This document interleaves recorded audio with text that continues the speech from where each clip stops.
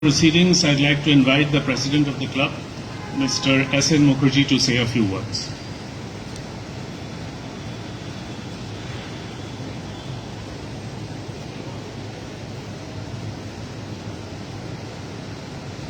Good evening, ladies and gentlemen. Welcome to the first annual physical event of my presidency. I am deeply touched by this near full house attendance today, and I'm even more touched that at very short notice, two friends of mine and my senior colleagues, in spite of work pressures, have ensured their presence here. One is Bikash Ranjan Bhattacharya, who's always been a leftist, appeared quite often against me, but has been a thorough gentleman. He, I firmly believe, along with the leftist ideals, is really the conscience keeper of our nation. We need the left. Abhishek Manu Singhvi, he's known me from 1983 while he was doing his PhD and I was an undergrad at Cambridge. I remember the lovely parties we used to have because he was the senior citizen among students. We've been in touch all through each other's career, and we've always backed each other and looked out for each other. In spite of his busy schedule, he's here today, and I'm deeply touched. And I'm told there's been a kind of vicarious passing on as well, because it's because of him that we have Dinesh Trivedi, who just pointed out that therefore I am responsible for having both of them here. I'm also grateful to Dr. Sen for coming along and filling in really at the last moment, though I'm sure he will be better, if not as good as Professor Saugata Rai. And last but not the least, my doctor Kunal Sarkar.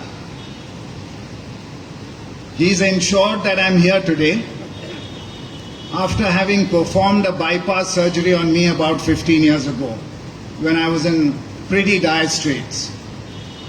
So it's familiar territory, excellent minds, and I don't really want to hold back the proceedings in any manner. I want to let it start, but I just want to put in a two-penny bit without really encroaching on the subject of discussion today. And this is something about the club.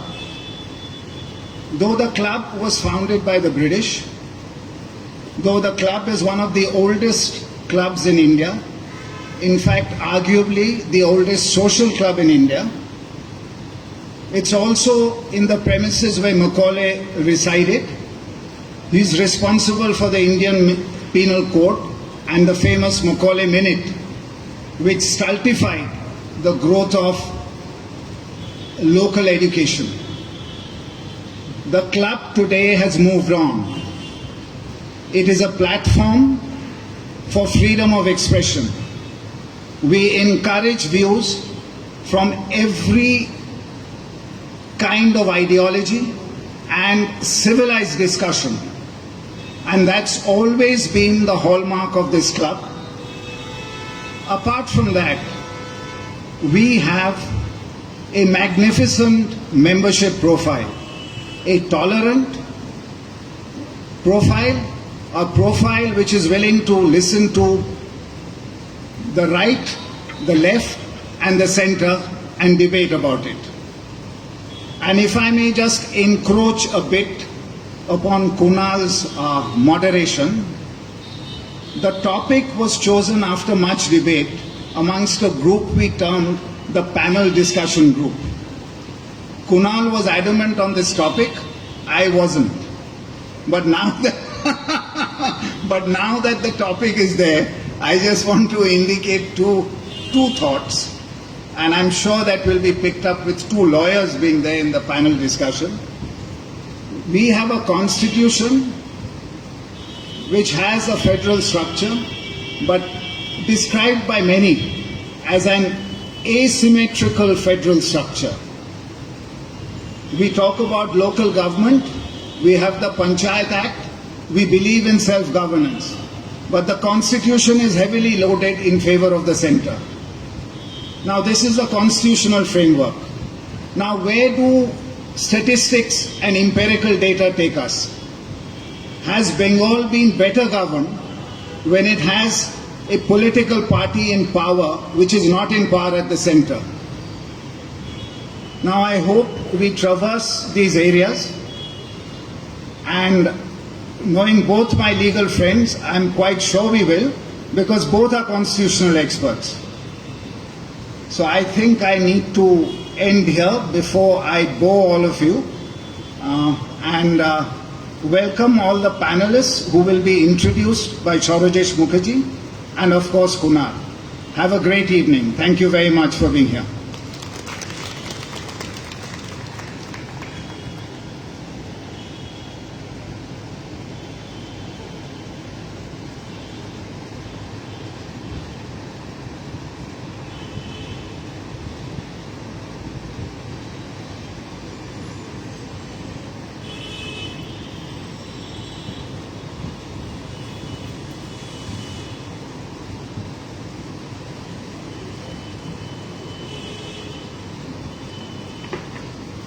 So let's get started. I will be calling the panelists, a glittering panel, as President has told you. I'll be calling them out one by one. They will receive a small token of our appreciation from our senior member, Mrs. Gupta, and also from Mr. Dhruvo Mukherjee, Deputy CEO of the Telegraph. May I first call upon Dr. Abhishek Manu Singhvi.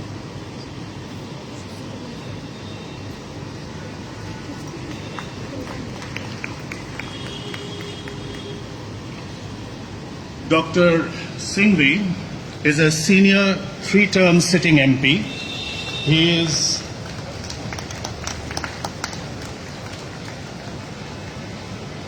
is a former chairman of the Parliamentary Standing Committee on Law and Justice. He was India's youngest designated senior advocate at 34 and India's youngest appointed Additional Solicitor General at age 37 in 1997. He is a well-known author and columnist and a visible media personality. He is also amongst the senior-most serving national spokespersons of the Congress Party. I will next call upon Dr. Bikash Ranjan Bhattacharya, who is currently serving as Member of Parliament in the Rajya Sabha from the Communist Party of India, Marxist. He served as Mayor of Kolkata from 2005 to 2010, heading the Calcutta Municipal Corporation. He is also, as the President told you, a very eminent lawyer, practicing in the Calcutta High Court, and has appeared in various landmark cases. I would next like to call upon Mr. Dinesh Trivedi, who was a Member of Parliament in Rajya Sabha from West Bengal until recently, and is a former Member of Parliament of the Lok Sabha as well. Prior to that, he was Member of Parliament Rajya Sabha for 2 separate terms, and is also a former Union Minister for Railways, as well as Minister of State for Health and Family Welfare. He recently joined the BJP.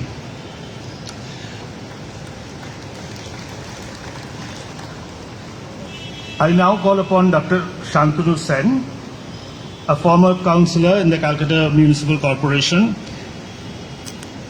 presently also a councillor, and also a Rajya Sabha member from West Bengal representing the Trinamool Congress. And interestingly, he is also the serving president of the Indian Medical Association.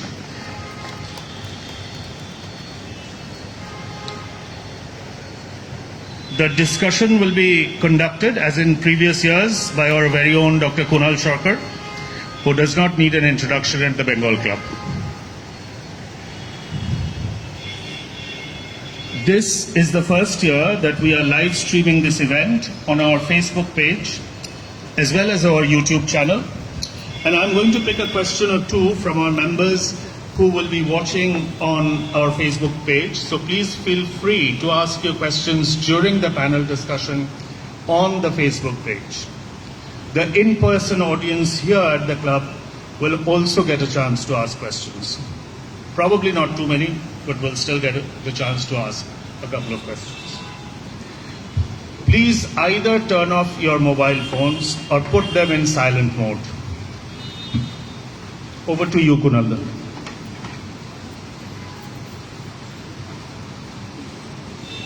Thank you. Can we test the microphones, please? The ones which will come up here. Could you please give us the microphones? Because please test your microphones. Hello, hello. It is, sir. Jai Hind, Jai Hind, Jai Hind. What do you think? After microphone tested. Testing, testing. 1, 2, 3, 4. All fine. All fine. Yeah. Thank you, Saurajesh. Thank you very much. Thank you, Bengal Club.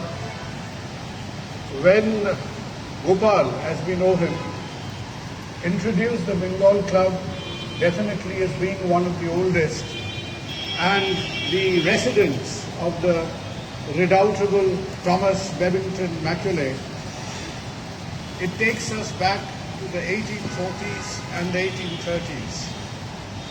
And the little bit of similarity between 2021 and 1840s to 1830s was the fact that India overall and Eastern India in general used to go through repeated pandemics of cholera.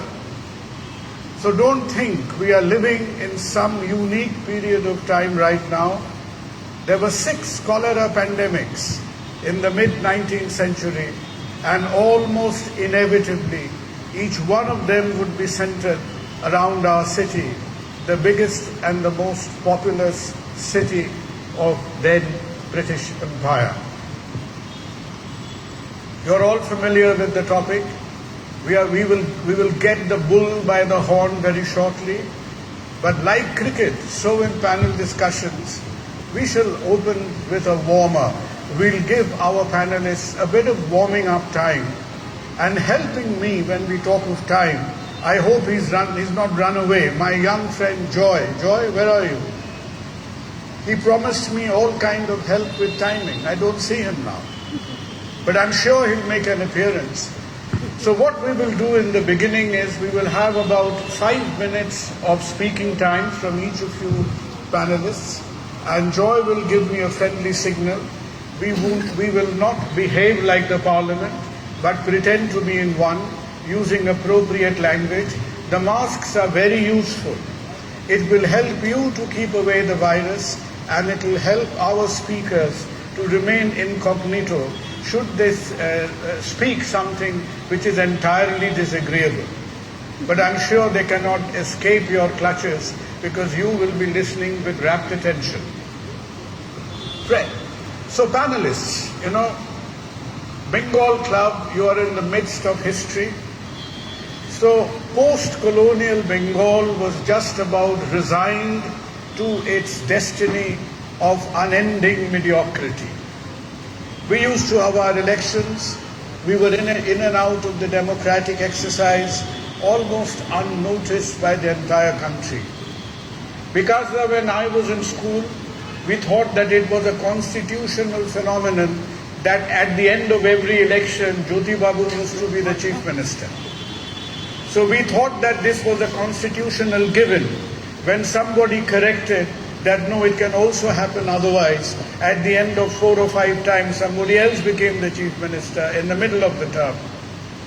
So this Bengal suddenly finds itself absolutely and flatteringly in the midst of very unaccustomed national attention.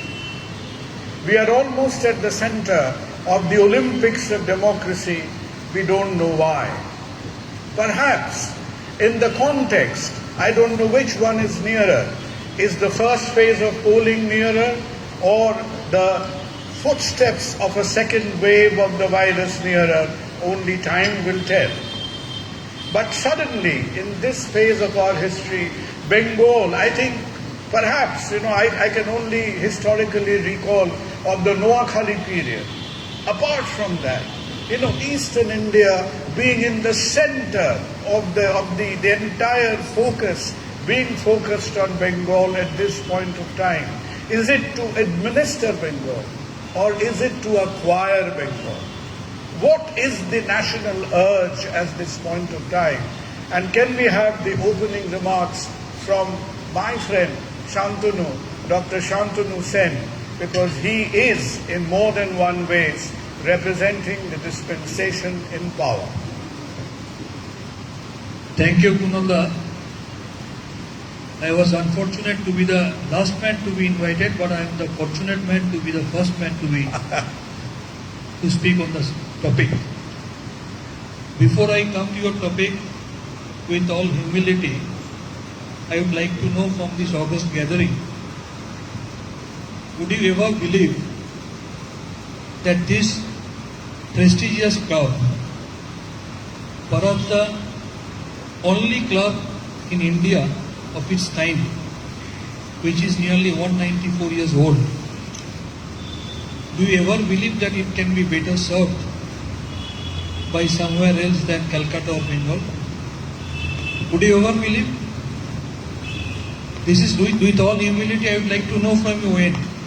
Would you ever believe that this prestigious club, Bengal club, can be served from any other place than Bengal or than Calcutta? Little bit louder. I think I have won the entire audience. I have got the entire audience in my favor. Now, You're just coming from a rally, aren't you? now yeah, I have just coming from the valley. Now, why this national importance and national attention?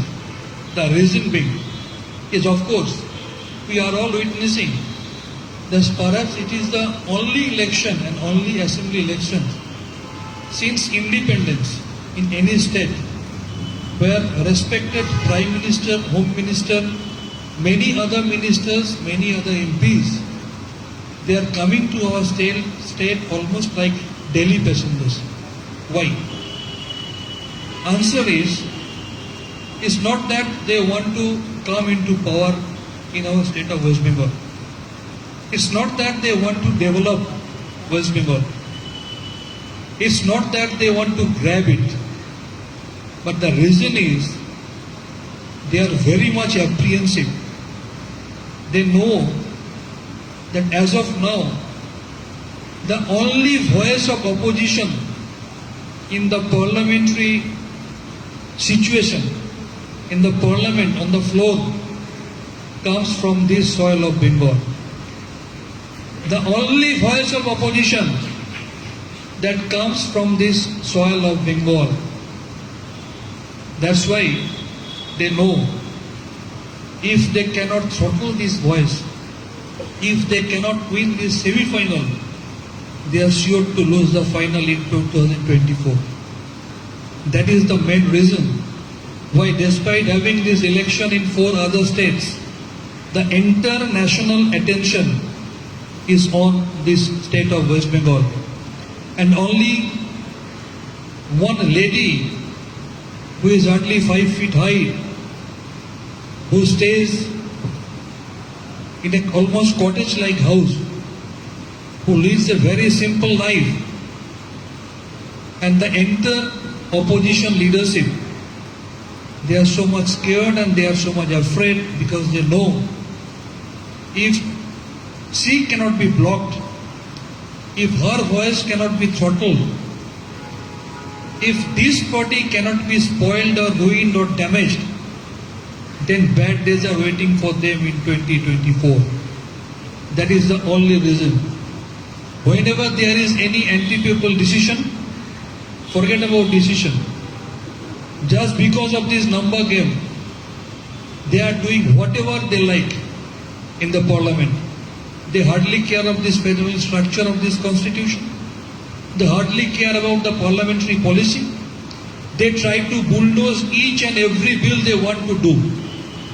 Be it anti-people, be it anti-farmer, whatever they like, they just do, just because they are having their number. And if there is only one party, led by one lady, the only lady chief minister of the country, that is none other than Trinamool Congress, led by our Supremo, Madam Mamata Banerjee. So, it has forced our Prime Minister to be a Delhi passenger. One can be more unfortunate than this. It has forced our Home Minister. They hardly find any time to go to the Sindhu border to show their solidarity towards the farmers who are dying on the road, but they have enough time to come to West Bengal to do their propaganda, just to befool the people of West Bengal. But it has been proved time and again, for 10 crore of the people of Bengal, nearly 1.5 to 2 crores families, there is hardly any family which is not enjoying any of the 68 pro-people projects started by Madam Mamata Banerjee. The people of Bengal, they have already decided their mind, and that's why is my answer to the question asked by my respected Kunalda.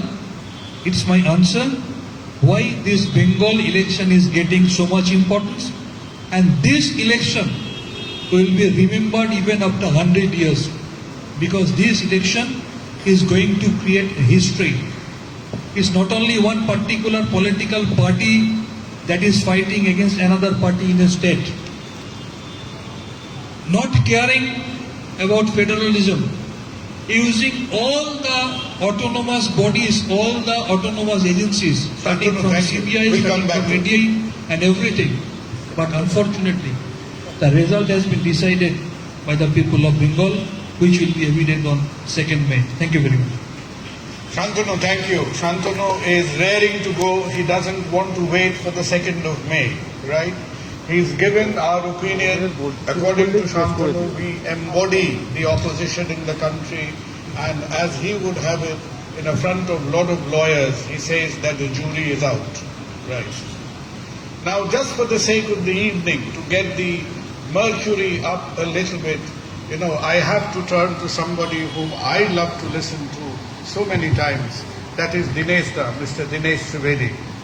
And when Mr. Dinesh Trivedi in recent times sort of swifts over camps, let me remind all of you that so did Hillary Clinton, so did Theodore Roosevelt, so did Ronald Reagan.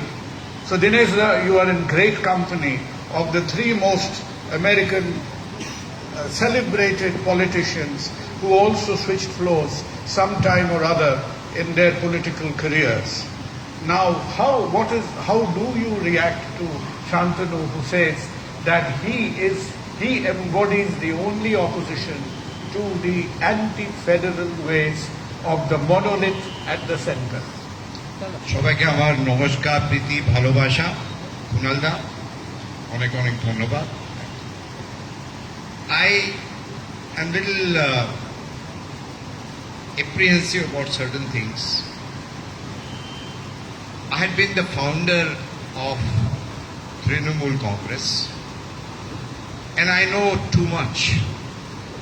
And my Bengali culture restricts me to talk about things which I know too much about. But that's not the topic. There are two issues involved. One is the constitution, which my two friends, they may belong to any party, but they are friends. They would be in a better position. And the other thing, the politics of it. So let me, whatever little I know, I think it took about, and Dr. Singhvi, please correct me if I'm wrong, it took about 2 years, 11 months and 17 days to draft the Constitution of India. And they're the best minds in the world, not only in India. And they had looked every aspect of the working, every aspect, right? So I personally have a lot of faith, trust, and I'm sure the members of this club and all known faces would have equally trust in the Constitution of India. If some people do not have trust, in the Constitution of India, in the working of Parliament, in the working of judiciary, in the working of agencies that we are very scared of, and rightly so, because two lawyers are here, they will know the law of the hands, like in Hindi said, कि कानून के हाथ लंबे होते हैं, आप तक भी पहुंच जा रहे हैं. So, two aspects of this. Outsider. We only have one Gunda outsider here from Delhi. On a lighter sense, Singhvi Saab, I hope you won't mind. But anybody who is coming, they say they are the outsider and they are the Gundas. I do not know whether we should accept this proposition or not. But by the way, Shantanu, who is our brand ambassador of Bengal? I'm forgetting the name. Anybody remembers who's the brand ambassador of Bengal? Anybody? Shah Rukh Khan. Is he outsider or just because he happens to be Khan? If he happens to be Khan, I have nothing to say. But, and who is the greatest consultant where the entire TMC party has been taken over and they pay the money also. He is also from outside. I think he is from Bihar. So you have sold your soul, Shantanu. Please understand, people of Bengal, they don't like the abuses. When you abuse the Prime Minister of India, that Gunda, they're not people of, why Bengal? No culture will permit you that. Having said that, lastly, I don't even have to labor. I don't have to labor. Pranab Da,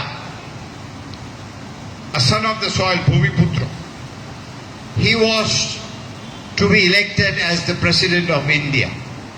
And I remember very well because I was in the forefront. I was the one who went on television, I think it was 2012, sometimes in June, that Pranab Babu is not only the son of the soil, but he is the most capable person to go to that office of the President of India. But what did the Chief Minister now did? No way. I will not let Pranab Babu become the President of India. Went to Delhi, had a press conference with Mulayam Singh that I will support Kalam Saab. Fair enough, you have a choice, doesn't matter. But when Kalam Saab said that no, I'm not going to stand, then she said, okay, then I'm going to support Sangma. Are they insider, outsider? Please understand, when you run out of issues, what is the issue? Issue is development of Bengal. Issue is Chakri. Issue is the potential of Bengal. Why should our children who are so capable, why should they be going to Gurgaon? This is the main issue. So when you run out of the issue, this is what you do, insider, outsider. Please understand, we all are proud Indians and that's the way the constitution is here. And I have no doubt about it. All those 294 candidates who have been selected by Bharatiya Janata Party to contest the election, who are they? Are they Gundas? And who was the founder of Bharatiya Janata Party? Just to remind you, it was the great Shyama Prasad Mukherjee. Great Shyama Prasad Mukherjee. Sir Ashutosh Mukherjee happens to be the father. And Gunada is signaling me that you have convinced the audience and I rest my case right here. Thank you very much, audience. Quick, you've got quick half a minute on Shah Rukh Khan, on Prashant Kishore, and you've got about 10 seconds on Sangma. Right, quick. I appreciate that Dinesh Da was a founder member of Trinamool Congress. At the same time, I believe each and every person on this earth should have a minimum sense of gratitude. And with this sense, Dinesh Da should also recognize publicly that Dinesh Da was made Dinesh Da by this Trinamool Congress and Madam Mamata Banerjee. He was made cabinet minister. He was holding the chair of railway ministry. He was holding the chair of MOS Health. Now he is talking about this and that. He is talking about our brand ambassador. Shantanu, When will- Shah Rukh Khan was made the brand ambassador, then Mamata Banerjee was very good to her. Shantanu will get back to it. Despite being defeated in Lok Sabha, Dinesh Da was awarded with this prize posting of Rajya Sabha member. The minimum this type of sense of gratitude should be there in the mind of each and every people. And so far Prashant Kishore is concerned, Prashant Kishore is a professional political guide. He is not at all a political personality. He is a professional political guide. Previously he guided Narendra Modi ji. He was in Bihar. He helped Arvind Kejriwal. Now he is helping Mamata Banerjee, and he has already been appointed by our Arvinder ji, our in the state of Punjab. There is nothing to do in politics. Prashant Kishore is just simply a political guide who takes money and guides the political party. Accepted. Accept. No. We'll come back to it. No, we'll come back to it. You see, because when the arguments about loyalty gets very intense, you know, I just have I to say- become afraid because I think like petrol and diesel, you'll start paying loyalty tax in some other time, because you should not give any concept to permeate, you know, longer than necessary. Abhishek ji, Dinesh Da has introduced, amongst naming a few controversial names, the concept of the Indian Constitution, right? Who better than you to tell us that time and again we are told, like much of the crux of the Indian Constitution was perhaps lifted out of the Wehrmacht Constitution, which was prevailing in the late 1930s and early 1940s. So do you think much of the body, the fabric, the matrix of the Indian Constitution, with the controversy it gets itself up in recent times, is it relevant? Does it need a change? Or we are just doing all right? I'll answer your constitution point immediately, but let me start by saying that the theme for today, will Kolkata be better governed from Delhi or Kolkata, is almost self-answering, in the sense that it requires cooperative federalism of both Delhi and Calcutta or Kolkata to be governed better. But the question is, what is the redefined Delhi we have? The redefined Delhi we have, unfortunately, is a redefined Delhi where, for example, unlike all parties in the 75-year-old history of India, the TMC may ally with small parties, the left may ally with the Congress. The party in Delhi has found new allies for the first time, which are not registered political parties with the Election Commission. There are a series of acronyms called ED, CBI, IT, SFIO. Now what do you do with that redefined Delhi governing you in Kolkata?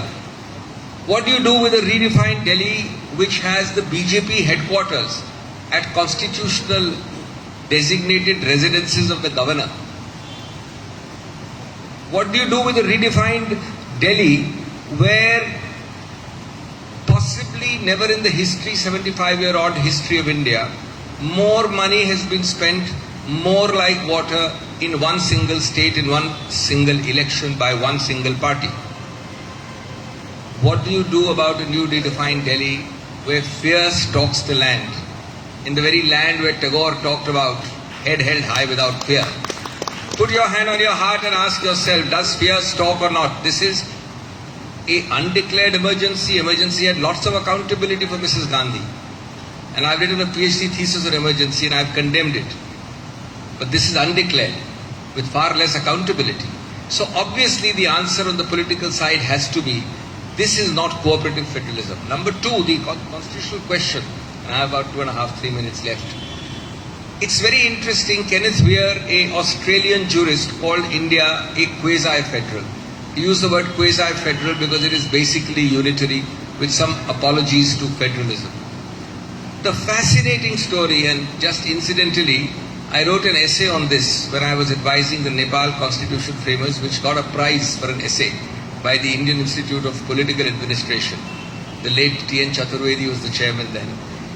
The fascinating story of quasi-federal Indian constitution, which means largely unitary, is that over 70 years, we have had accidental, inadvertent federalism of a remarkable kind.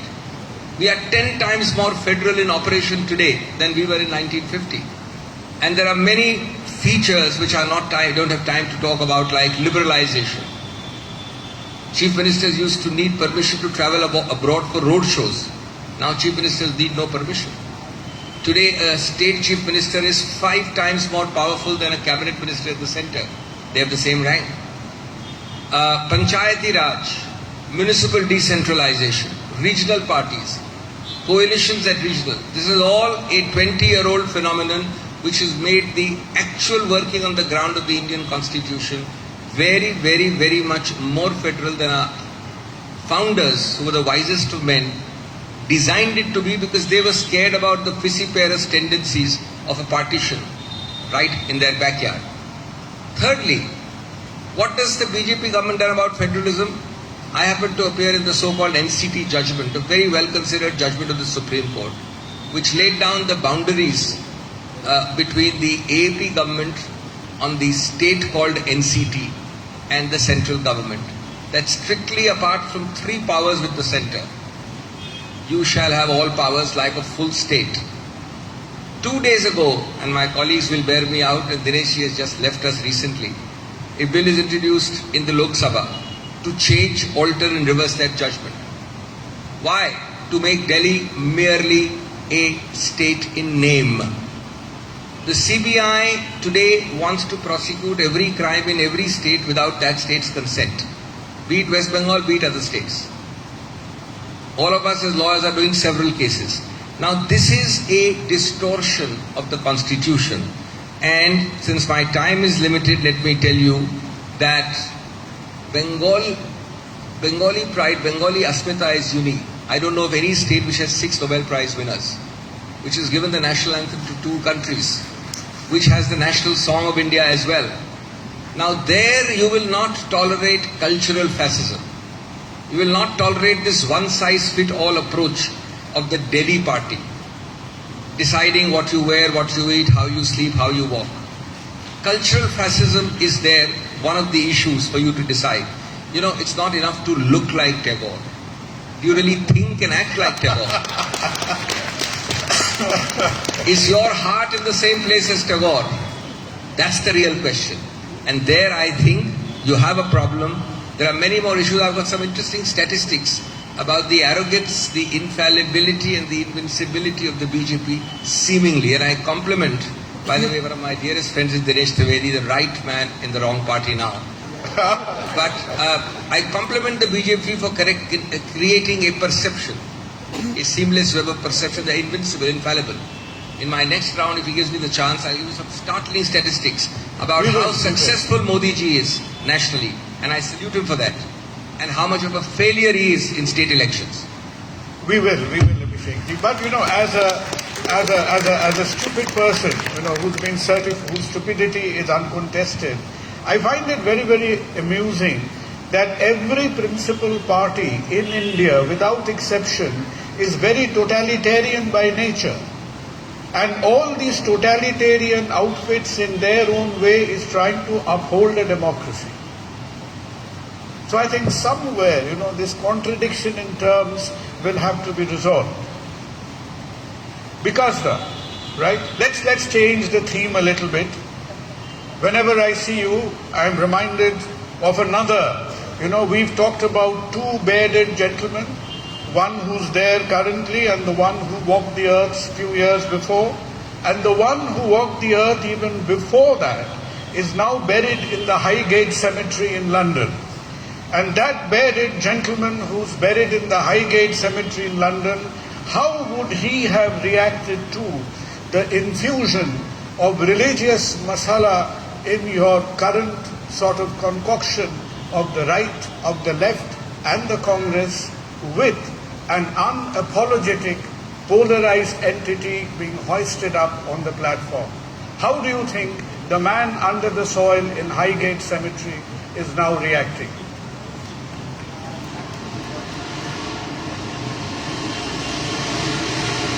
Microphone, please.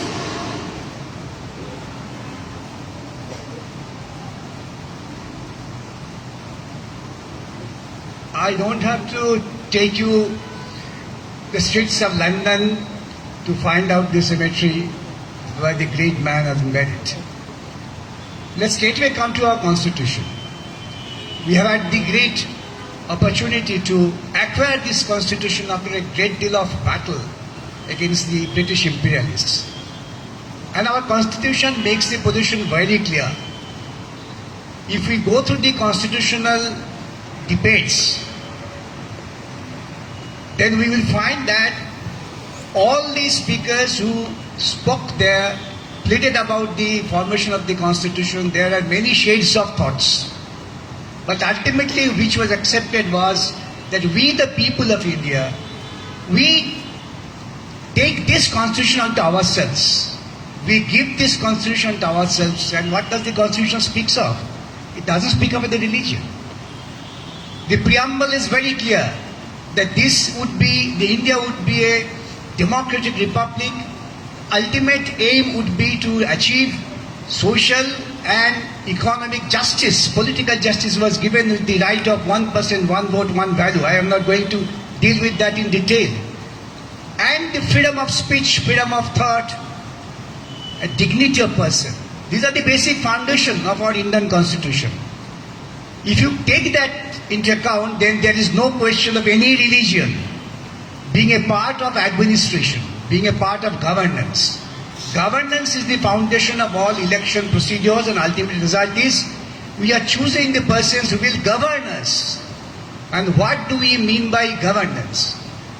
It's now well settled that governance means a well set up accountable machinery where there will be a responsible accounting, transparency, human rights at every level of government, pluralistic in nature, and freedom of speech and idea. This is the foundation of governance. Today, we are all suffering from these foundational ideas of governance. Religion is personal right. You have every right to go to your place, offer your offerings to your gods whom you believe. But you don't have any authority, being in the public office, to go and offer a particular religious rituals and thereby proclaim that I am a religious man. This is against the constitutional principle. This is destroying the constitution, and this is also taking away the right thought of governance. Today in India, we are really suffering from that. And unfortunately, we have never seen before. The elections are fought in the name of Jai Sri Ram. Elections are fought in the name of giving lands to ISKCON. Elections are fought in the name of going to the temples. We have never seen this. We have seen the leaders in my personal career, and you must have seen the others. The Pandit Jawaharlal Nehru flatly refused to attend any of the religious function while he was the Prime Minister. Because as Prime Minister, he was representing the country, not representing a particular political party. In our present time, we find Prime Ministers representing a particular political party. He doesn't speak of the nation. He doesn't speak of the entire state. He speaks of a particular sect, a particular group. It's very unfortunate. It's very unfortunate we find the President of India donates for a particular religious purpose and proclaims it. He being the custodian of the Constitution, thereby they are spoiling the entire constitutional ethos. And today that's why the election campaign is not based on any policies, not based on any principle and ideas, based on personal bickerings. This is most unfortunate. We had never seen this sort of bickerings in political election campaign in Bengal ever before. Thank you. Thank you, Vikasa. Thank you. Now let's grasp the bull by the horn, Dinesha. Right? Is Bengal better served from Delhi or Kolkata?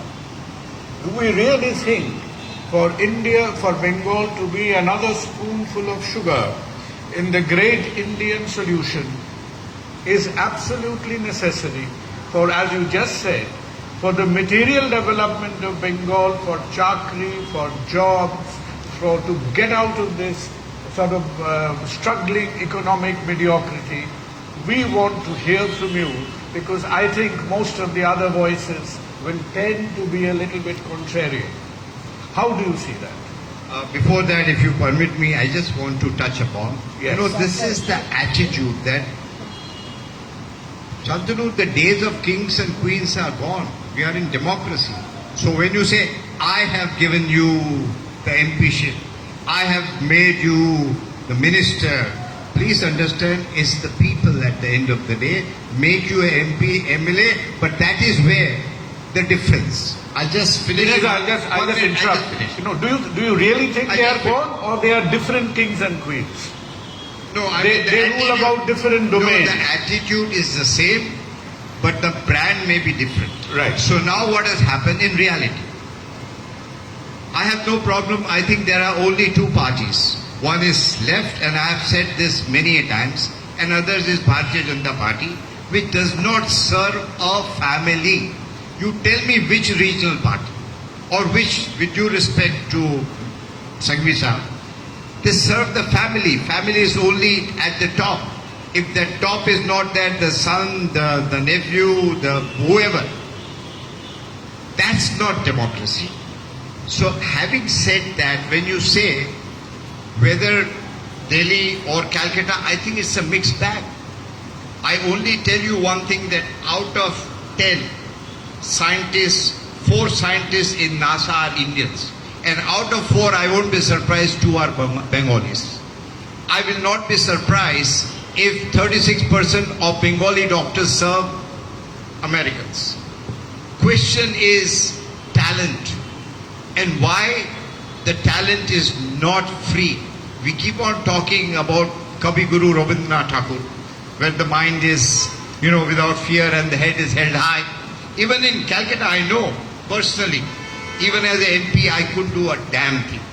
Here the mind is full of fear and the head is in the gutter. You could not. We can't, no, I did not. I don't want to give those examples here, but there has to be some kind of a thing that what am I doing? If I cannot serve the people, I have no business to be sitting in parliament. I had 5.5 years, okay? So it's not a great sacrifice or something. So let me tell you, it is the talent, it is the Bengal. Why investors are not coming? Can I just ask you, are you referring to the railway budget incident? What No, is that? railway budget, I told you that. I was just going to say that I've got many papers in front of me, but I have decided not to read because my experience of reading was not very pleasant. Last thing I read was the railway budget. No, Kunalda, it is a combination. I don't think so. It is the British Raj that, oh, you are being ruled by London. It's not that. It is a federal structure and there are a lot of schemes. If the Kisan is going to get 6,000, you say, no, I'm not going to give it to them. Who suffers at the end of the day? At the end of the day, the poor Kisan who suffers. Similarly, the health and all those things. You people are very intelligent. I don't have to repeat that. I can only tell you one thing, that we need to get the potential of Bengal back. We have to have no fear in mind and the head has to be held very high. I have always tried to do that. That's why I was the foul guy. I couldn't care less, Shantanu. I just couldn't care less. Build up enough courage. It's the country first. Then you can serve the family and you can serve anybody you want to serve. But for me, it has always been the country first. I'll give you one example, that why are we in politics?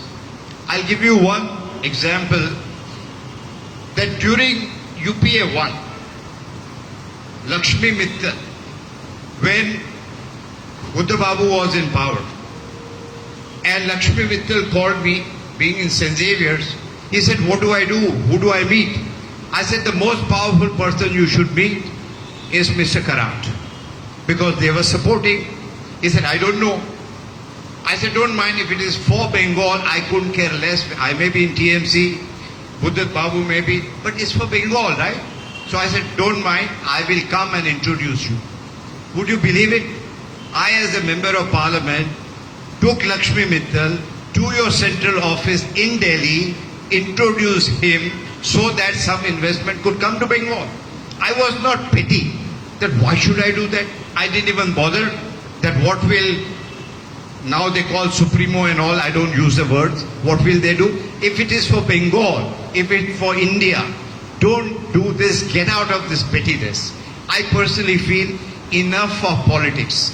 I would have loved Kunalda maybe one day, and I have a blueprint here as to what is needed in Bengal. How do we attract industries? Bengal could be hub of innovations. microprocessors. There are so many things. Tourism. Bengal could be really, if you say Sone ki Chidiya, Sonar Bangla we say, but if you want to convert that into Sone ki Chidiya, it is Bengal's brains. And that is what we are heading. Let's get out of our petty politics and let's really serve Bengal if we really love Bengal. Dinesh, thanks. We'll come back to you. And hang on to that blueprint, you know. It may still yet be handy. Right, hang on to it. Don't lose those papers. Abhishek, talking about Dinesh, you know, he unambiguously introduced a theme about loyalties to families, to subsect. And Congress, I think, you know, we have the G7, the G8, the G20. The Congress is now struggling with what is called the G43. I'm not sure whether you are one of the 43 or not, because you know, Congress has got itself, you know, for the grand old lady of Indian politics, it has got itself into the situation of being the perpetual bridesmaid but never the bride. So how do you see, will some of the fault lay at the door of the Congress that we have allowed this bandwagon to move as far as it has done? Well, I don't think the Congress is the topic or the family is the topic of this, but certainly you asked the question. So I must tell you that yes, we have had electoral reverses. Of course, only a few years ago, we had back-to-back 10-year governments at the center and 17 states, at which time Congress seemed to be the rising invincible star.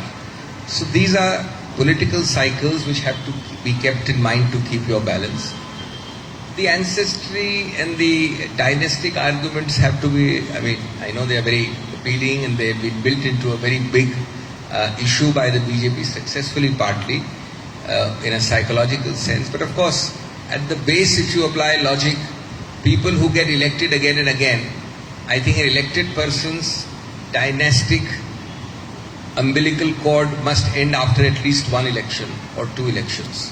Incidentally, BJP's old favorite friends, the longest, most reliable so-called allies, no more allies, but the longest and most reliable, were the Badals and the Shiv Senas. At that time, the BJP never thought of dynasty. So this is selective. But let me come back to two or three things. There is no doubt that Mr. Modi has a different set of appeal, and I think we must be serious about this discussion at the national level.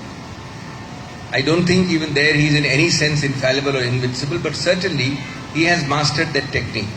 But contrary to popular belief, I want to just tell you how successful this whole perceptional image which the BJP has created. And yet perceptions are false, that's why they are called perceptions. As they say, all fizz and no pop.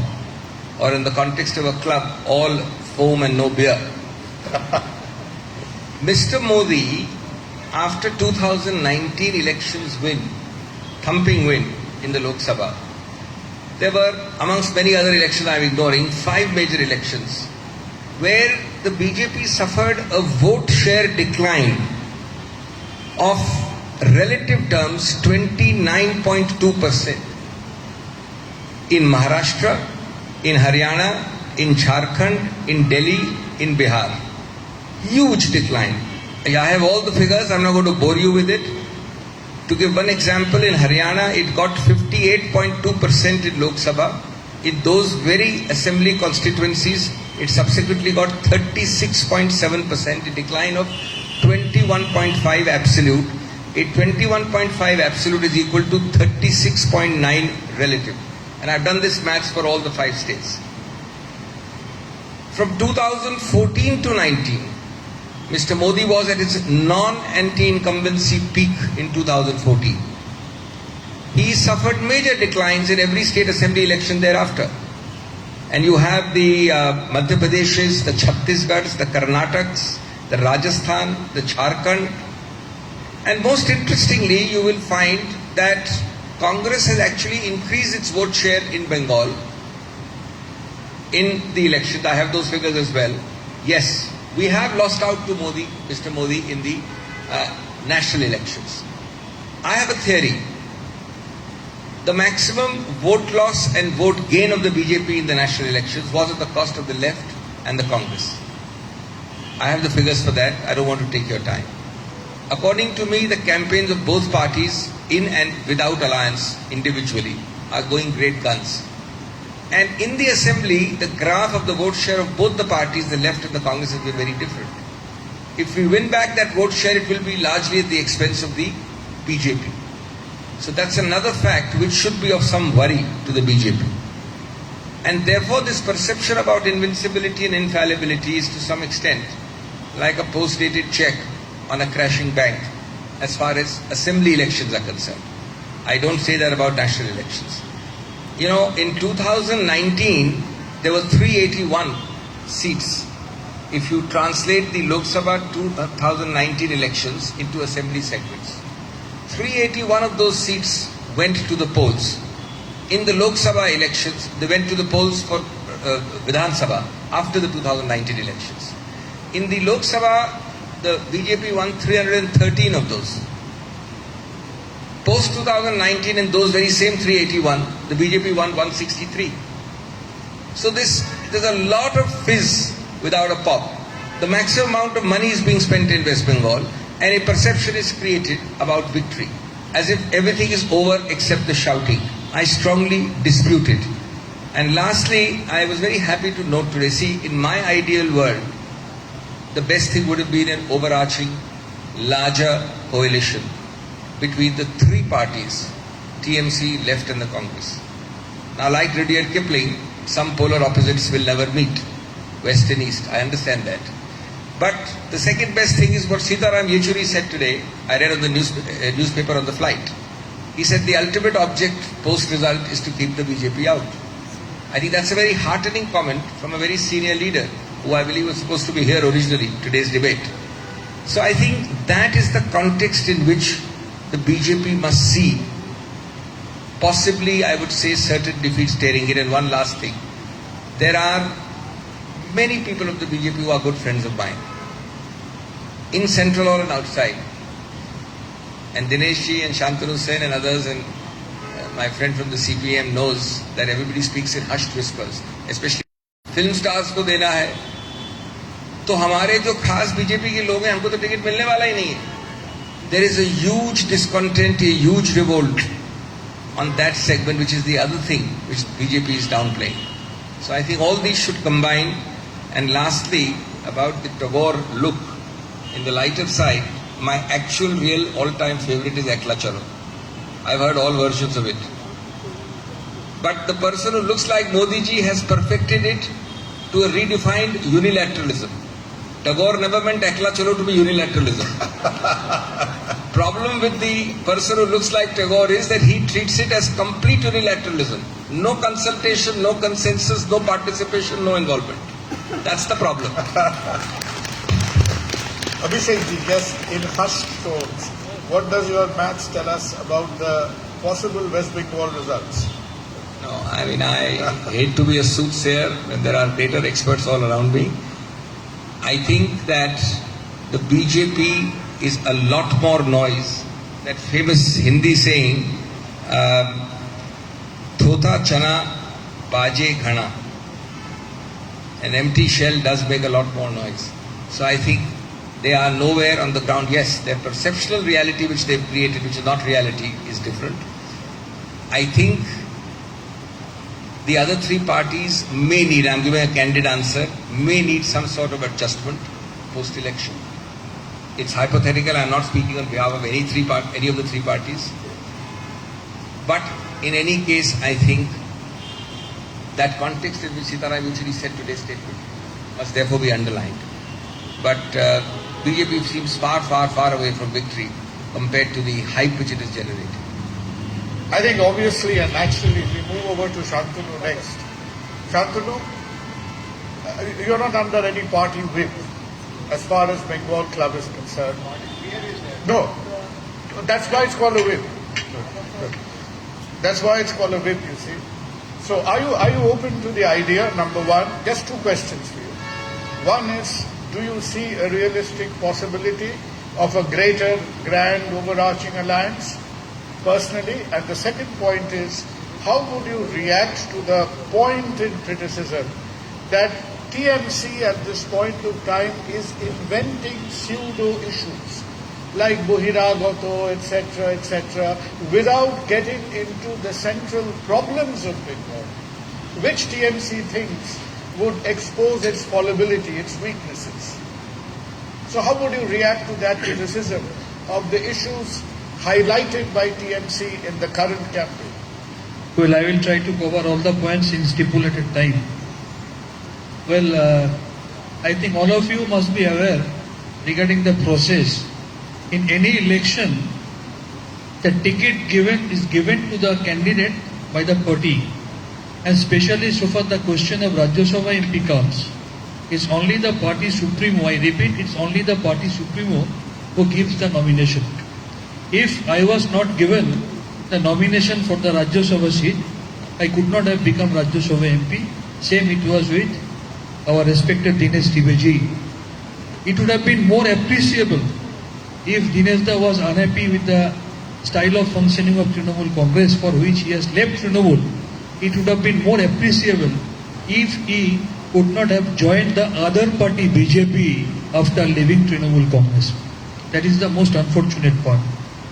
My respected Dinesh Da was talking about culture of Bengal.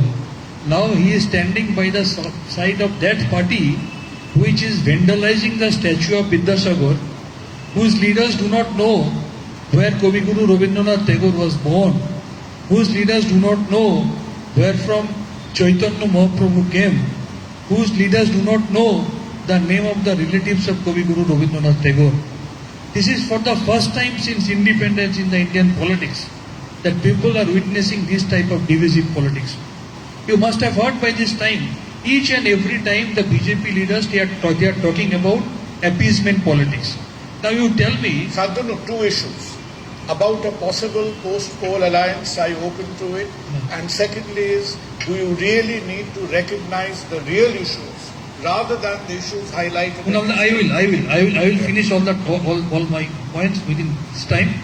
Well, you just tell me, if West Bengal happens to be one of the 3 states in West Bengal where minority population is significant, and the Chief Minister, if she desires to develop the state as a whole, automatically the minorities are also getting developed. So what's wrong in it? I repeat, West Bengal is only one of the first 3-4 states in the country. If you go by the demographic structure, you will see that minority population is more here. And I am developing the interstate as well. They are talking about double engine Sarkar. What does it mean? It is absolutely against the essence of the federal structure of the nation. And if you talk about double engine Sarkar, just go and see what is happening in Tripura. All the government jobs have been stopped. Everything has been privatized. Just go and see what is happening there. Just go and see what is happening in Assam. How many persons are there in the detention camp? Here only in our state of West Bengal, Madam has said, till I am here, not a single person will be sent to the detention camp. I am giving my vote, I am making my Prime Minister, and Prime Minister after coming over here, he is saying that you have to prove that you are a citizen of India, otherwise you will be sent outside this country. What the hell is going on? He is talking about scientists, and his party is not giving a simple respect to the Nobel laureate like Amartya Sen, Abhijit Vinayak Chaudhary. You tell me, this type of anti-federal activities has never been witnessed by the people of Bengal. We are not getting GST compensation. We have given more than 1 lakh crore estimate has been spent for this COVID pandemic and for this Amphan national disaster. Nothing has been given, only 1,000 crore, that is sufficient. And he is talking about development. Each and every sector in West Bengal has been developed by this present government. And I must tell you one thing. Once upon a time, Abhishek Manu Singhvi's party was having more than 400 seats in parliament. So nothing is permanent in life.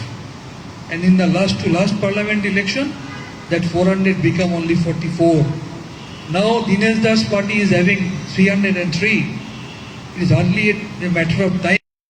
Back, down memory lane, we are having alliance with Congress in 2011. when we came into the power after defeating the 34 years left regime. We won 184 seats alone, the magic figure being 148, right? In 2016, there was a 4-quadrant fight. Each of us fought separately and we won 211 seats. Now I am sure because of this tremendous development that has been done in last 2 decades by last 1 decade by Madam Mamata Banerjee, and this type of hatred politics and divisive politics that is being played by Bharatiya Janata Party, question doesn't arise of any post-poll alliance. Trinamool Congress is going to be the single largest party, crossing the magic figure, much ahead of the magic figure, and once again they will be here to serve the common people of West Bengal. Thank you. Shantanu, those of you who want to take him on his word and place a bet this evening, you can do so after the panel discussion is over. What the wager is going to be is entirely your decision. Because 34 years of governance of the state, now you are reinventing yourself, reinventing the youth, and reinventing few other things as well. Do you really believe that if there is a kind of sort of monochromatic governance of India, both from the center and in the state, it somehow goes against the grain of the state? As a rationalist, do you like to believe that? So fundamentally, I would again repeat that India is a union of states. India is not unity of states. If we really sacrifice this divergence, then we'll be sacrificing the Indian polity and Indian culture. Can I just ask you one more, just a rejoinder? Is the cultural identity antagonistic to the national identity? You see, Indian cultural identity, in fact, was influenced in the fag end of 19th century by the Bengali Renaissance movement. Therefore, the Indian culture today, in my humble understanding, is the culture which was professed and practiced by Rabindranath Tagore, followed by Netaji Subhash Chandra Bose, and which was keenly followed by Mahatma Gandhi.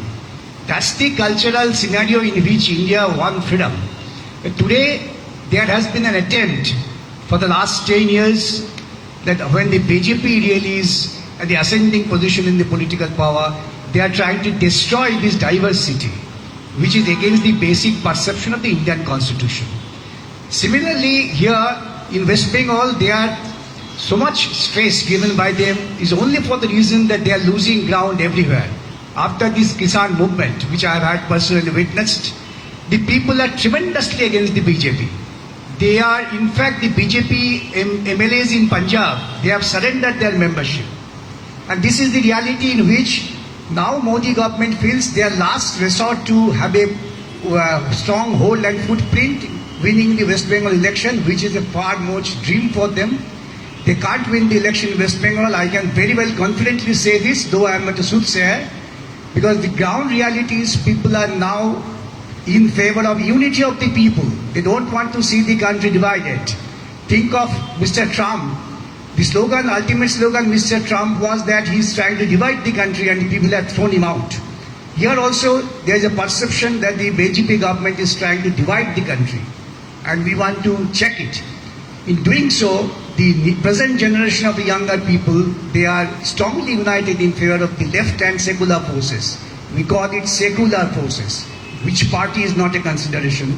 And this secular forces combination will definitely fulfill the purpose of maintaining the secular fabric of the country, and Bengal would again show the way for the rest of the country in future. That's my whole perception of the present election. Then why Abbas Siddiqui? Abbas Siddiqui is definitely a secular person. One individual having a particular religion perception doesn't make him non-secular till he brings religion into politics. Abbas Siddiqui did not mingle politics with religion. His very clear stand is he is nominating people from different sector. Have you noticed it? ISF has nominated people from Brahmin community, from the lower caste community, from the Adivasis, and what they are saying that our only religion would be to ensure support to the distressed people, to give them the status in the society. Therefore, this confusion which is sought to be created that Abbas Siddique's combination is non-secular is totally wrong. And this is which is really coming forward. While you are coming to surface, you will find the days are going and the secular fabrics is getting strength day by day. And I rely on that. And that's the greatest hope in our country today. And do you agree with Sitaram Yechuri? We have always been saying that the main enemy is BJP, but BJP doesn't mean only BJP. All the parties who are being controlled and guided by RSS, TMC is one of the party which is controlled and guided by the RSS. Therefore, to my understanding, there has been no difference philosophically, ideologically between TMC and BJP. Therefore, war against BJP means in Bengal war against TMC as well. Now that will really excite, invite and provoke another panel discussion. No, For anyway, which- the Mamta said that BJP is his natural ally. This is nothing new. She was the cabinet minister in BJP government while Vajpayee was the prime minister. Therefore, this is nothing new for Mamta Banerjee to ally with BJP. This is nothing new. Vikasda, thank you. Where is Shorojesh? Shorojesh, are you here? Can you emerge from the shadows? Please. Now, Shorojesh has been working hard on the questions that has been flooding, I believe, the virtual domain. So I give you to pick up the first two questions and please direct them to one of our panelists. I will just read out the questions. This is from Sumit Ray, my friend and colleague. When a political leader gets elected to a public office, it is not his or her priority to then serve the nation guided by constitutional powers bestowed on him or her. Is that not important than propagating the political party ideology, which is what I think is happening today across all parties? So you are, I think, is this referring to the Prime Minister of India canvassing on behalf of a political party? Do you take it to be that, Abhishek? That if you are holding a responsible public office, should you wear a political I cap? wouldn't fault the Prime Minister or the BJP as far as that is concerned, because that is unfortunately not yet the law of the land. The line, of course, is very thin. It is frequently transgressed. But the law of the land permits the Prime Minister, and especially the Prime Minister, in other cases you have to have own expenses. But because the Prime Minister is the most heavily protected person, since he also belongs to a political party, he cannot differentiate the two roles completely, and therefore he is allowed to campaign. So I think per se that cannot be said, other Prime Ministers have also done. But I agree entirely with you that the time may have come that change in law is done by the Election Commission. Number two, the reason why it is to be done is, in particular, and this is something we underestimate in the India of today, in the relative poverty differentials we find, which are different very much in Haryana and Punjab and West Bengal, that money is playing an extremely important role. That money factor cannot be ignored. It's not the Modi factor alone, it's the Modi factor with the M squared. And there is no other party in 75 years of Indian history which has treated money like water for the smallest election. Now, to what extent it makes a non-level playing field, I think we need structural safeguard. But let me tell you one thing. In the recent 2 weeks, the kind of rallies which the Congress with much less resources in West Bengal and the left have held, far less resources, I think it deserves kudos, because in comparison, the money being spent for any meeting or any rally by the BJP is much more. I would also not hesitate to say that irrespective of political differences, on the third place, the person fighting like a lioness is the Chief Minister. There is no doubt about that. She's fighting with everything she's got. So I think the BJP is using two things disproportionately, and a third one, of course, which they are entitled to. The Prime Minister's image, which I've just shown you by statistics, works more in national than local politics. Thank you, Abhishek. But the other two, money and divisiveness. Divisiveness is the insignia. Divisiveness is the biggest calling card of the BJP in every which form. Dress, habit, eat, religion, etc., etc. Thanks. You know, whatever you call it, I've been hearing about this money in Bengal for the last 3 months. but we doctors haven't seen any. I don't know about you, Shantanu. Right?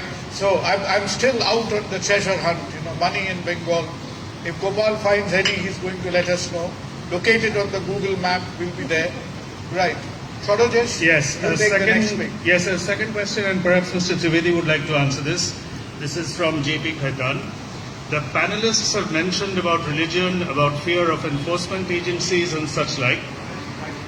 Does the panel think that that personal liberty is also central to this election? Does the person asking the question think that the enforcement agencies are also like religion?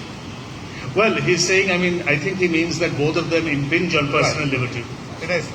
Well, there are two things. There is something called law of the land, and there is judiciary. If you have done something wrong, then that wrong cannot be stopped just because it's election time. Law cannot be stopped. It is 24/7. That doesn't give you a immunity that election time you can murder people, you can loot. All these things have been happening. And honestly, ask anybody on the streets of Calcutta or Bengal. Biggest issue is corruption. And because of corruption, no investment. I don't want to dwell upon that. And having said that, why are we so much hesitant about Hindu? For me, Hindu is like physics, chemistry, maths. It's all pervading and is applicable to all. You prove that you're not a Hindu, or I can't prove that I'm a Hindu. That's the most liberal. So if you are going to a Shahi Imam, and I have no problem with that, and you are touching the feet of Shahi Imam and saying that give a fatwa to vote for me, that's secularism.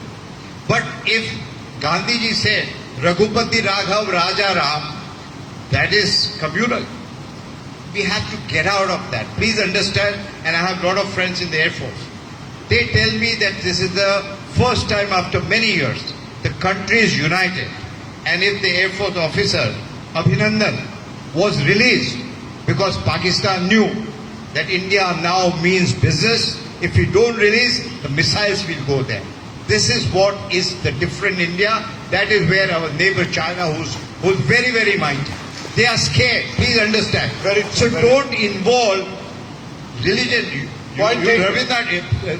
Even Swami Vivekananda, he always used to say that I am a proud Hindu. And please understand, Hindu is the culture of India, and we have to have it. Yes, a lot of people also believe that if Corona came from Pakistan, India would have fought it much better.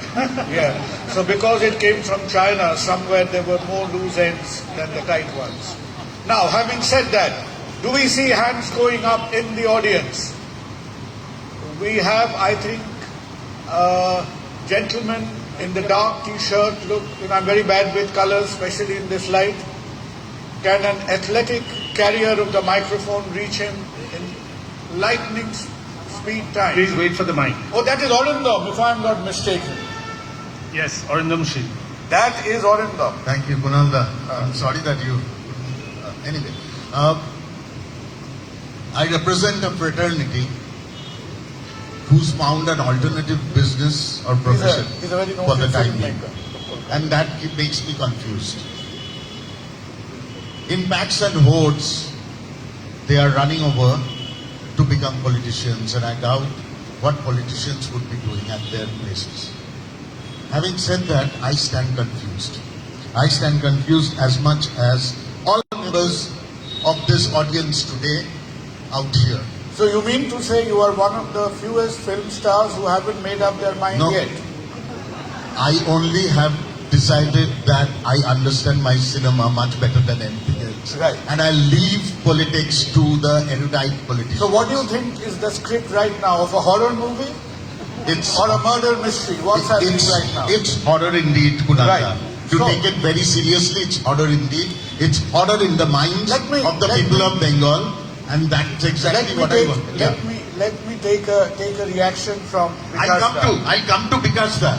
He's one of my most respected, a great friend. Don't blame him for the film stars. No, I won't blame him for the film star, but I'm appalled when he stands up for Abbas Siddiqui and says he's non-secular. I'm not ready to accept this. He's the guy who We take your goes point. out We take your in point. Facebook and He has- screams that নির্লজ্জাকে মেরে দূর করে দে, ওকে হিন্দু হতে বল নয়তো খ্রিস্টান হতে বল, কিন্তু মুসলিম হতে পারবে He না। has already answered this, therefore I don't have to give answer for him. He has given the Arindam, answer. point taken. Point taken. But what I actually stood up to ask all this, what we are discussing out here is inside this erudite Bengal club Yes. with erudite politicians.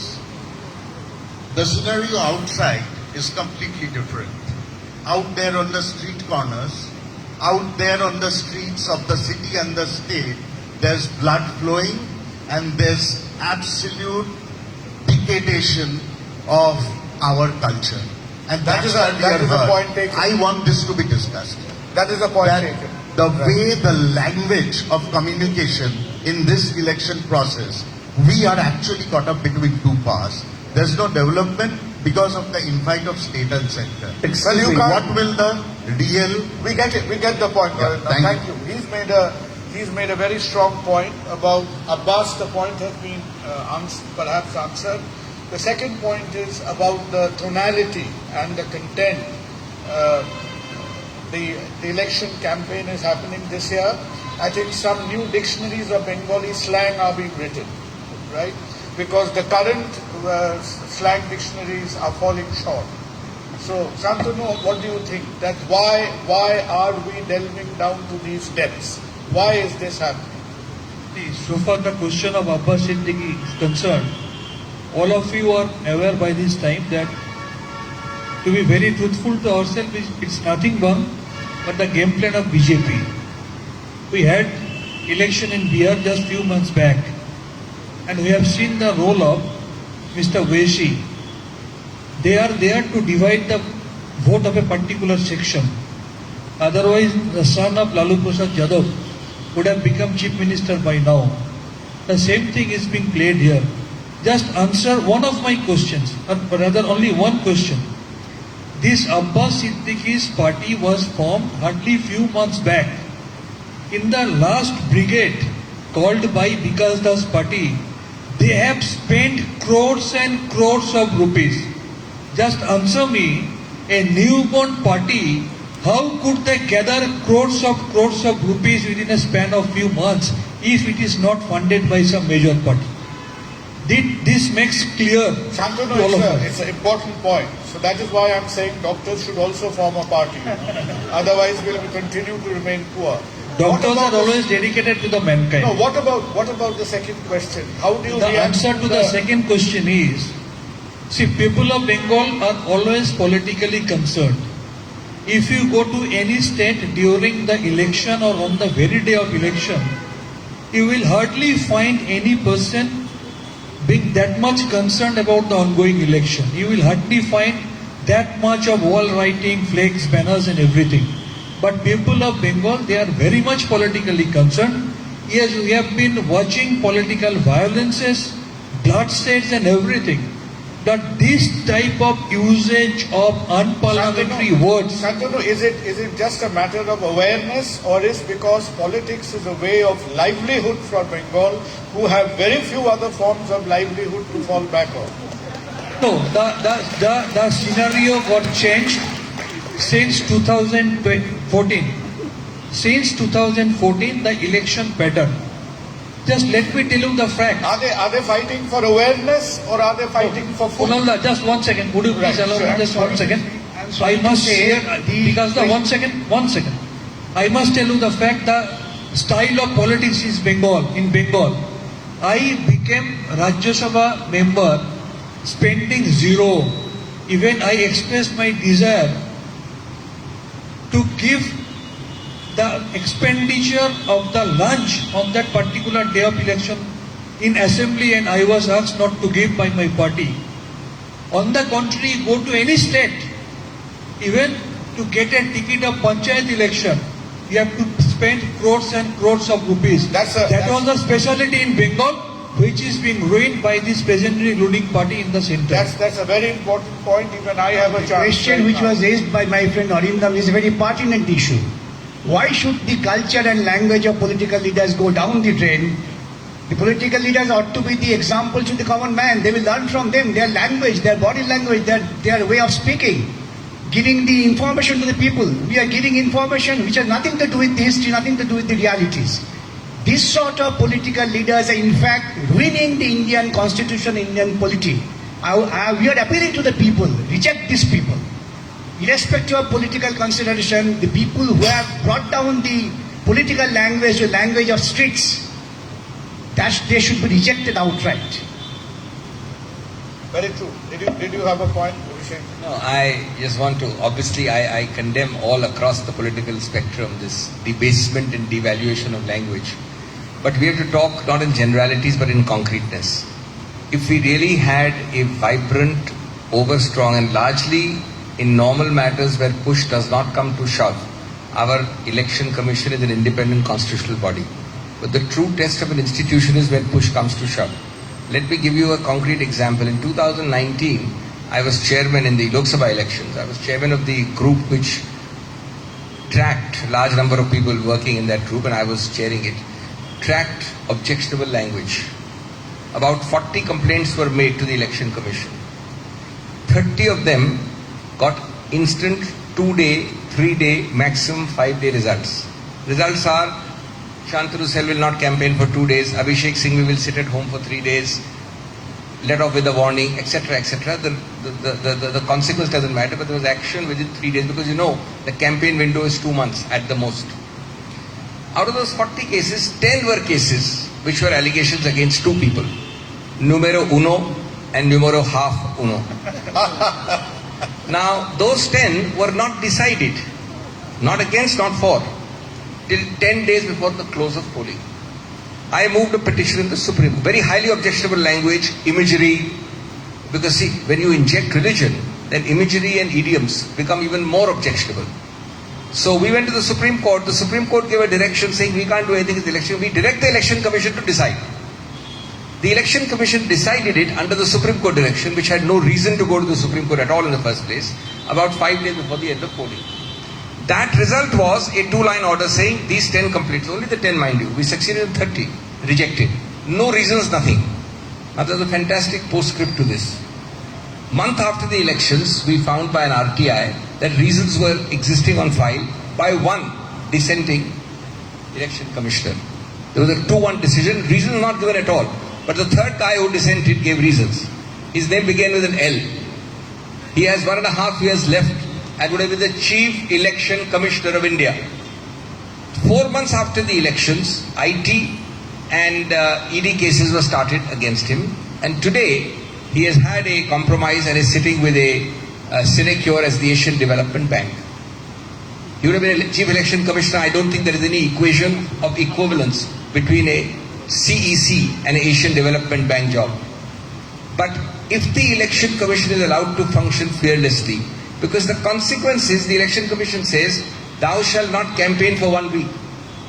If the politician is scared of that because the whole window is 1.5 months, he will not do it. It's as simple as that. But that doesn't happen where push comes to shove. Yes, Abhishek, some critics would tell us that India now operates on 2 very popular principles. One is called sedition and the other is called sedation. Right? As far as your national institute is concerned, and rumors have it that even the judiciary is not free of sedatives these days. But that you know much better than I do. We have time for one more question. Can I just... Please, one more. Lady, yes, at the right. A running microphone. Could you... I identified Orindam. Madam, could you please identify yourself? It would be lovely. Good evening, my name is Anupa. Two things that Dinesh Question said. To Dinesh sir. So 2 things he said that I agree with. One, principally, which is the fact that this outsider-insider fear is something that impedes federalism and the democratic ethos. And the other is logically, which is the fact that the word term Hindustan and Hindu is something that does not have religious connotations. But so the reason why we're having this discussion today is because the connotation of that has changed, right? Because we have someone at the center who is selling this cultural identity as contingent on this term. Could you ask your question, please? Yeah. Sorry. So, The I'm saying that right. question should be briefer than the speech. Then it helps. Right, sir. So, when you have this happening in the nation and this cultural identity being sold as one that makes you principally Indian, then don't you think this outsider fear is So something that is? you mean say the BJP is overselling Right. the religious Which cultural is why identity? this Would outsider you fear hold on to is that? justified and I probably think should in be. democracy you have to leave it to the people. It's of the people, by the people, for the people.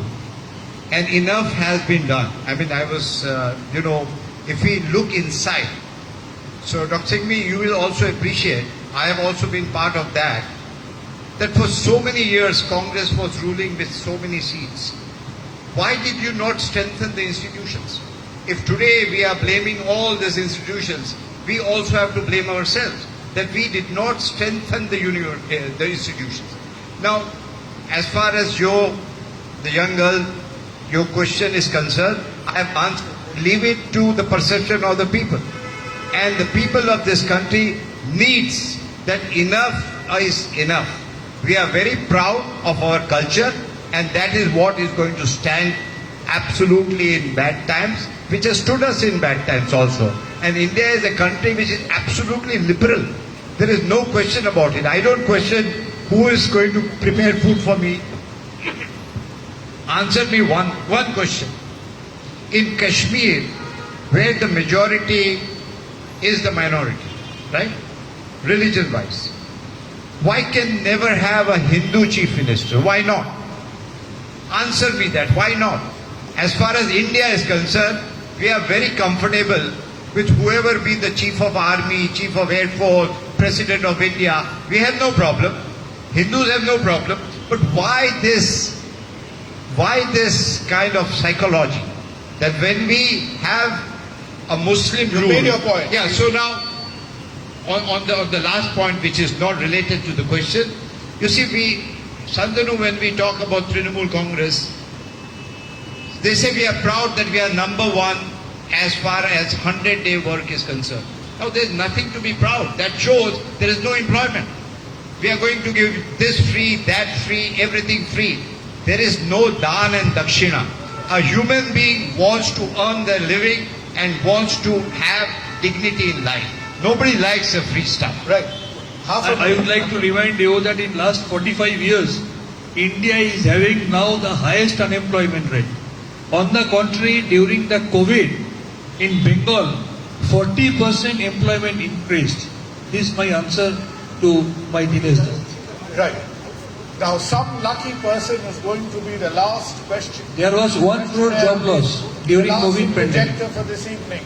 Let's have the question from the very back. I'll give you a chance. I've changed my mind. You'll have one more from the back. So, second last question, one more, because we are getting perilously hungry. Thanks. Good evening. My name is Vishwajit. My question is to the topic which you talked about, that whether Bengal is better served from Delhi or Calcutta. I think it should have been cooperative federalism. I'm very sorry to hear that we got the badge of opposition for 50 years and that we are known as the main opposition. My question to Mr. Bhattacharya... So you want a double-engine government? No, it's not that, sir, I will not coin it as a double engine or a single engine. No, I don't mean to say you are in Chittaranjan locomotive, but that is what is being called this day and age. Because no, I have not put my question. Oh, that wasn't the question. No, sir. Oh dear. I am not with Chittaranjan. I am not with TLW. Right. My question to Mr. Singhvi and Mr. Bhattacharya, because quick one, sir. Because is Bengal always a bad opposition in the central government? You have been partners now. Or is it always the center is against us? So you started off by saying for 50 years we saw people... We get your point. So, you see, we are governed under the Constitution of India. I have said it, I repeat it. It's the union of states. And the Constitution empowers the center with much more power, by which the center has definite responsibility. when the center does not discharge its responsibility, it is the duty of each and every states who are functioning within the framework of the constitution to point out and ask the center to act within the constitutional norms. Because this is of what- not an antagonistic war. Because of what perhaps he is hinting at is, are we like perpetually in opposition? We have never been so. There were the same government at the center and Bengal long for a long period. Dr. B.C. Roy was the chief minister and Pandit Jawaharlal Nehru was the prime minister. Therefore, this is not the case that the Bengal had always been at the other point and as an opposition group. No. What I say, we have to appreciate and we have to We get your guard point, because within the framework of the Abhishek ji, constitution. how do you address this point of Since we're running out of time, two facets. One is factually you're not right, because early years of Bengal there was a identity of the parties, but even in the later years, after all, the left which ruled here prior to the TMC had a direct involvement with various UPA governments in the center. Very. So I don't think that antagonism is necessarily there. But I think the other answer to your question is what I started with. It has to be cooperative and constructive competitive federalism. The thing is that these have become jumlas. The real issue is when you have redefined cooperative federalism. I gave you 4 examples when I opened. Your allies are 4 investigative agencies. That can hardly be federalism. Your your treatment is stepmotherly. You are forever incrementally encroaching on jurisdiction. You see the number of cases as lawyers we do in the Supreme Court, where the CBI wants to enter every state, in particular West Bengal, on excess jurisdiction claims. So these are the 4 or 5 things, and you see the way Delhi is being treated. There's a bill pending to nullify a judgment, as I said, and Delhi already has 3 major truncated powers. So this is paying less than lip service to federalism. So it doesn't depend, as Alexander Pope said, for forms of government, let fools contend. Whatever is best governed is best.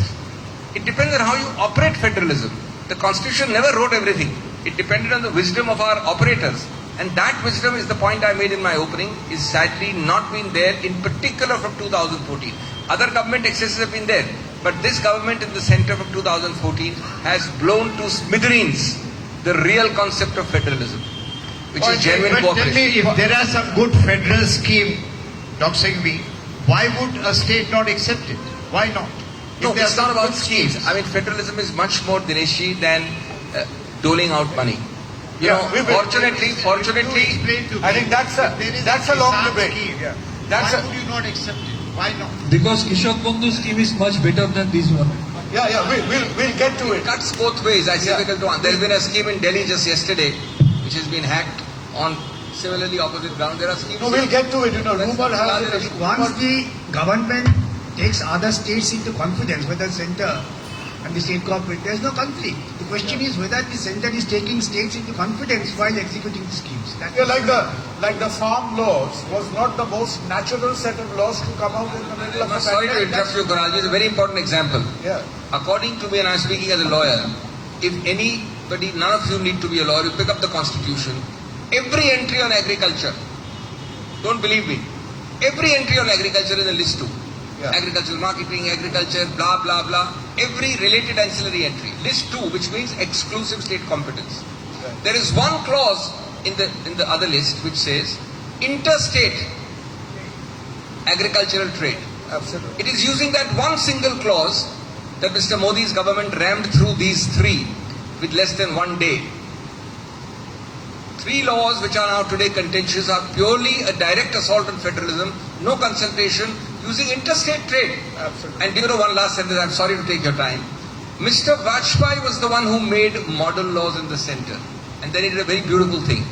That's the difference between the old BJP and the new BJP. But the Congress had the gave that same model- agricultural law with Sharad Pawar. I think he gave that model law at which the center drafted to each state to adopt as it is or with modifications. That's true federalism. Kunalda, It was Vajpayee ji who made the law and gave No, it I to each think state. we will. Kunalda, we are having 2 advocates and we 2 are doctors sitting over here.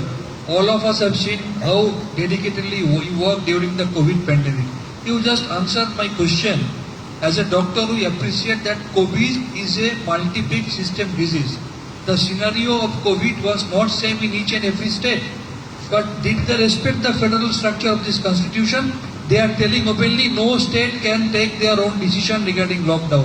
They are just bulldozing their decision even during a pandemic, which was here because of this reluctant attitudes of this present government. They are in a mood to have this, to welcome Donald Trump. They are in a mood to grab the power in Madhya Pradesh. And This is the second time Trump is being mentioned this evening. yeah, But do remember, he got more votes than Obama ever did. He got more votes than the same thing is Clinton going to be ever did. repeated in So Trump, 2024. yeah, so Trump is not, and you're absolutely right. You know, I got into a lot of trouble by what I said in another debate in a club not too far away from here. I don't want to risk either my life or limb again. Sir, you are the last questioner this evening. Microphone, please. There it is, in front of you. I will start with one observation and then ask the question. Observation will be short. Over the last 40 years, the Bengali middle class has completely changed. This is the class from where all the courage, all the leadership, all the initiative, all the big things happen. But this middle class today is marginalized over these last 40 years. What's the question, sir? Question is that what can we do to make the Bengali middle class the same, with same degree of comfort that they that they experience in southern states and other states where I worked. I know what I'm talking about. To recreate the Bengali middle class who might want the British back, but that's an entirely different debate altogether. Yes, because you are the man, you are the person with the blueprint. See, I tell you, and Shantanu, don't mind, I know too much. And the fact is, You have the said middle it class, right so the far. middle class, Bhadralok class, every class is a Bhadralok, but there's too much of fear. कि ঝামেলাতে আমরা পড়তে চাই। আপনারা জানেন না এই ঝামেলাটা আপনার বাড়িতে চলে আসে। Everybody wants to be এই ওখানে যাবে না ঝামেলা আছে। এই ঝামেলাটা আমাদের বাড়িতে চলে এসেছে, আমার বাড়িতে চলে। Sugata Bose, sitting MP, Netaji Subhash Chandra Bose's nephew, the ghouls went to his house also when he was restructuring his flat. How much can it go worse if then people will feel that if they can go to Sokoto Bose, they can easily come to Bhadralok, middle class Bengali. And that is what is the issue in this We election. get the point, you know. I think on Today, this I note- believe you have seen the Telegraph today. 30% of the Indian middle class population has gone down to lower middle class Yes, population. And That's I more do agree. important factor than economic. I do agree with Dinesh da that Bengalis Yeah. are really scared of these javelas. That's why they don't want BJP to come into power in West Bengal. Well. I think, you know, this debate will go on for a while, and rumors has it that such is the situation with the Bengali middle class that the income tax office is being vacated as permanent residence for the CBI, you know, because you don't perhaps need that office in this city anymore. You have been a wonderful audience. It's my heartfelt thanks to all the panelists, to Shorojesh, two people who've been sort of a part of the audience through the digital domain, through the virtual media. Thank you to each and every one. And before we go home, in silence, say your prayers. Get vaccinated soon. Whatever we want, you do not want a second wave. Good evening, ladies and gentlemen. Thank you very much. Just 1 second. Kunalda has given the thanks which I was supposed to do. I need only add my thanks to our sponsors, Finolex and Telegraph. And just another announcement, the members who have reserved dinner, please proceed to the main dining room in the first floor. And invitees to the President's reception for panelists, please proceed to room 300 on the second floor. Complimentary snacks are being served in the Nagaraj Bar. Good night.